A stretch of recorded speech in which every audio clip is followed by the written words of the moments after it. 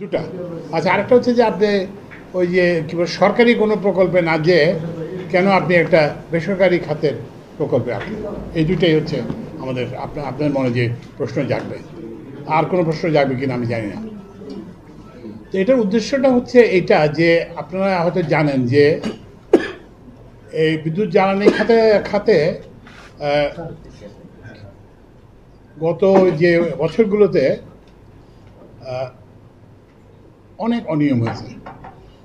এই অনিয়মের যেটা আইনগত ইয়ে ছিল, এটা 2010 সালে একটা আইন করা হয়েছিল, দ্রুত জ্বালানি সংগ্রহ আইন। তো এইটার মাধ্যমে হচ্ছে কি আপনার কোনো প্রতিযোগিতা ছাড়াই প্রকল্প দিয়ে দেওয়া হয়েছে। এটা এটা একটা। আরেকটা হচ্ছে যে, এবং এর ফলে আপনি জানেন যে প্রতিযোগিতা না হলে আমরা যখন বাজারে মাছ কিনে 2 জায়গায় দেখি, 3 জায়গায় দেখি, সবজি কিনলে 2-3 জায়গায় দেখি, যেখান থেকে সস্তা যেখানে ভালো সেখান থেকে কিনি, তাই না?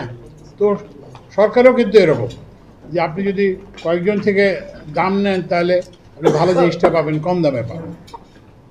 শুধু যে এই আইনটা করা হয়েছিল তা না, এই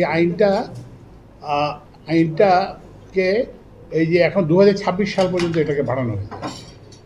তো এক সময় হয়তো জানি না প্রথমে এটার প্রয়োজনীয়তা ছিল কিনা, যখন বিদ্যুতের যখন সরবরাহ কম ছিল তখন, কিংবা জ্বালানির সরবরাহ কম ছিল তখন কি ছিল, কিন্তু এইটা এই 2026 সাল পর্যন্ত এটার কোনো।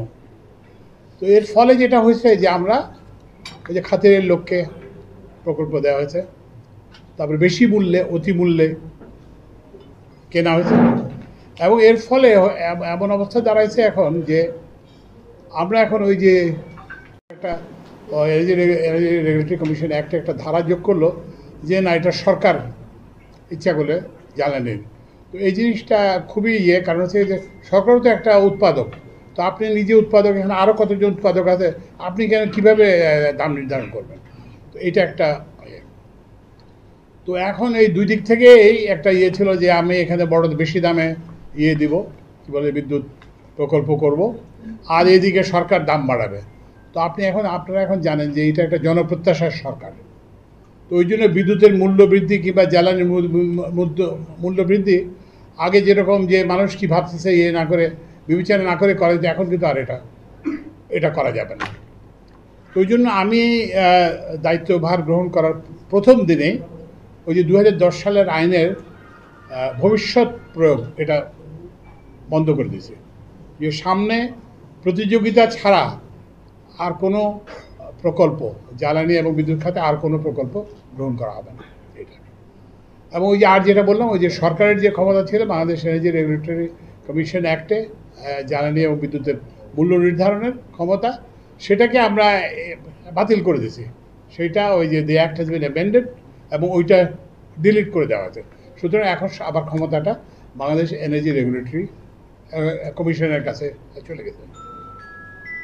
আবার এই যে নতুন পাওয়ার প্ল্যান্ট, নতুন ফার্টিলাইজার প্ল্যান্ট, নতুন বাসা বাড়িতে কানেকশন, এগুলো দেওয়ার ফলে জ্বালানির ন্যাচারাল গ্যাসের চাহিদা বাড়ছে। তো এখন একটা এমন পর্যায়ে আসছে যে এখন আগে যেহেতু যেখানে আমরা নিজেদের গ্যাসের উপর নির্ভর করতে পারতাম, এখন আর নিজেদের উপর গ্যাসের উপর নির্ভর করতে পারি না। এখন আমাদেরকে গ্যাস আমদানি করতে হয় এবং সেই আমদানি মূল্যটা কিন্তু ডলারে পরিশোধ করতে হয়। এবং আপনি জানেন যে এখন তো ডলারের একটা প্রাপ্যতার সংকট আছে। তো এটা আস্তে ধীরে ধীরে কেটে যাচ্ছে। তো এবং ওরা যদি আপনাকে ডলার না পায় তাহলে তো ওরা আপনাকে গ্যাস দিবে না। তো এই কারণে এই সরকার সিদ্ধান্ত নিয়েছে যে না, এখন থেকে জোর হবে নবায়নযোগ্য শক্তির উপর। কারণ এটার সুবিধাটা আপনারা দেখে বুঝতে পারতেছেন যে একবার এটা বসায় ফেললে জ্বালানি লাগে নাকি? জ্বালানি লাগে না, কারণ হচ্ছে এটা সূর্যের আলো থেকে। তো ওই জন্য আমরা যেহেতু আমাদের মানে প্রাথমিক জ্বালানি যে গ্যাস, এগুলো সংকট আছে, এগুলো আমদানি করতে ব্যয়বহুল, এবং ওই যে বললাম যে ডলারে পেমেন্ট করতে হয়, সেই জন্য এগুলোর উপর আমরা আস্তে আস্তে নির্ভরতা কমাবো। দেখছেন, এটা দলীয় সরকার, এটা কিন্তু হচ্ছে সবার প্রত্যাশার সরকার।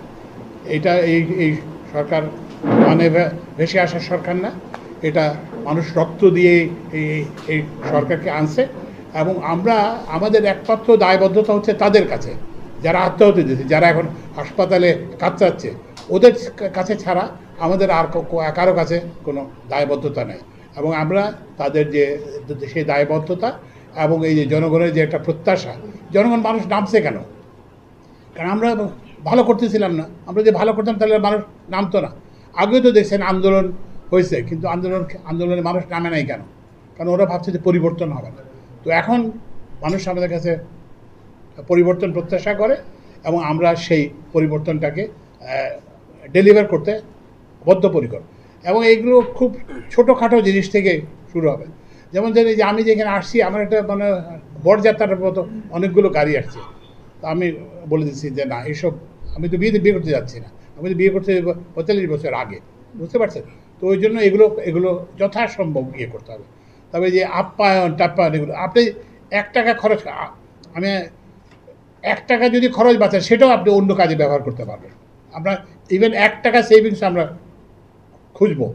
আপ্যায়ন টাপ্যায়ন যত রকম বাহুল্য আছে সবগুলো আমরা ব্যয় সংকোচন করতে হবে। এটা আমাদের মূল স্ট্র্যাটেজি, যে আমাদেরকে খরচ কমাতে হবে কিন্তু সার্ভিস বাড়াতে হবে। মানে খরচ কমানো মানে যে আমরা ইয়ে করবো না, ইকোনমিকে স্লো ডাউন করবো না, আমরা ইকোনমি গ্রোথ করবো কিন্তু আরও বেশি বেশি কাজ করবো আর কি।